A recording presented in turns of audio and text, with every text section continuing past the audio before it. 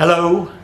Hey, I'm going to take a few minutes because I've got some news that I want to talk to you about. It's kind of the way we got started, of course, by teaching people how to flip cars. And of course, most of you know that we, like a lot of other people, suffered some hard times and we had to close our dealership. So for the past year or so, most of you know, have come see me try one thing after another, even selling new cars and things of that nature.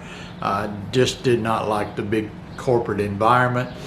So if you looked maybe lately at the videos you've seen that I've been posting about my limo that I just bought, and I want to go into a little bit of detail about this limo.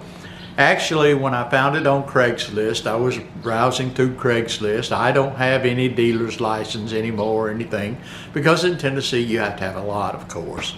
And so I'm browsing through Craigslist to see what I can find out there, and I just refreshed my screen and this limousine popped up that you've seen on some of my videos. So once I called about the limousine, it turned out that I asked the gentleman's name, and it turned out being an old friend of mine. And when I say friend, that's not necessarily true, an old acquaintance.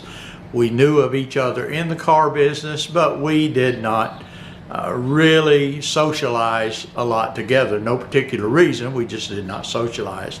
So I went to look at the limo. One thing led to another, and he said, hey, why don't you come and place your license with me? You know, if you'll just pay your insurance and pay me a docking fee of $150 when you sell your inventory. You know, I won't charge anything for auction access. I won't charge anything but the $150 that I charge to bail out the car and collect the tax.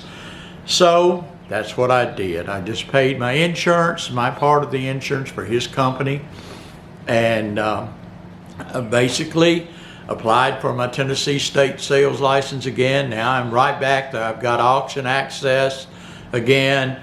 I'm not spending anything monthly at all. The only money I'm paying is when I bill out a car, the $150 for the state of Tennessee. So I'm happy with that. You know, I actually started to register the limousine and maybe do a little limo work or whatever. I didn't know what I was going to do, maybe flip it. But after I thought about paying the tax on it, after I thought about getting the registration, getting the license, I could get my dealer's license through him actually for about the same money and get a dealer plate as well. And so that's why I went out and I did that. And I'm happy about it. We're in the process of getting everything done now. So it looks like in a few days I can start going back to auctions. Now I got to tell you, I'm not really excited about doing auctions because right now the prices are so ridiculously high. There's no used new cars are way behind on their sales because of the chips problem or whatever. But anyway, used cars are not coming in at a steady flow. So me going to the auctions and looking at buying inventory, I'm not real focused on doing that. But if I run across something and actually I feel I can sell it at the auctions and make more money than I could by retailing it out, trying to retail it out on Craigslist. And a perfect example is this story that I'm going to tell you about last night.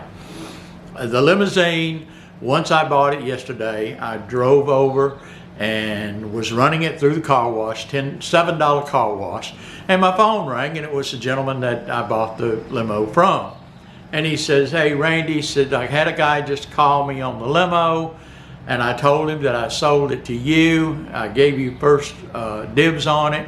You bought it. And this guy asked me if you would be willing to sell it. I told him I didn't know. And I said, of course, that's what I do. I flip cars. So I called the guy up and put $1,000 profit on him. Yeah, I'll take it. I'll jump at it. $1,000 profit.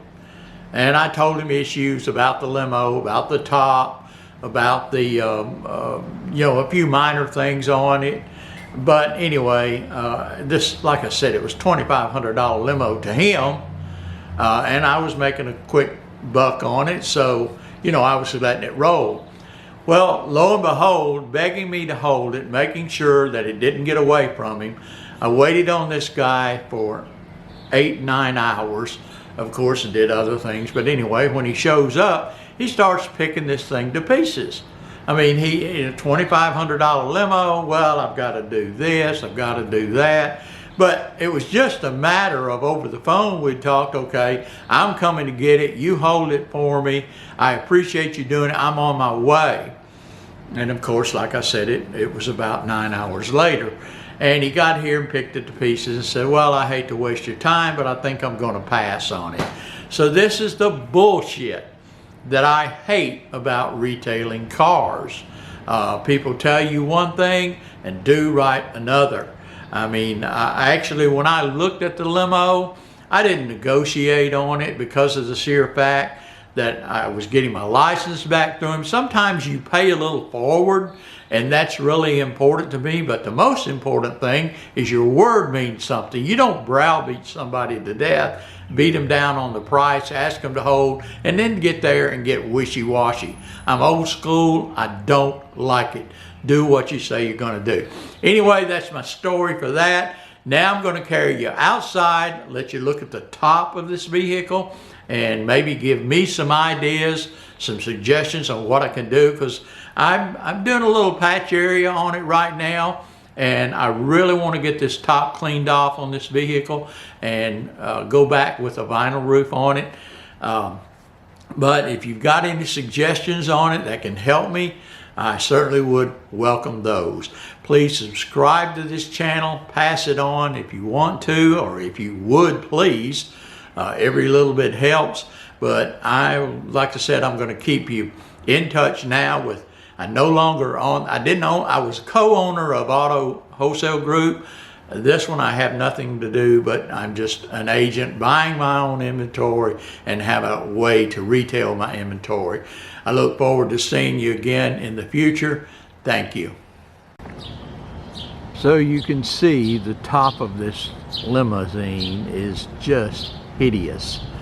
So I'm going to try it. It's been sprayed on Rhino liner on the top, and so I'm going to try to strip this top and go back with a regular vinyl top. I've got some experience on installing headliners and things like that, so I think I can do the vinyl top, but the first thing I've got to do is get all this off, tell how much rust is under it.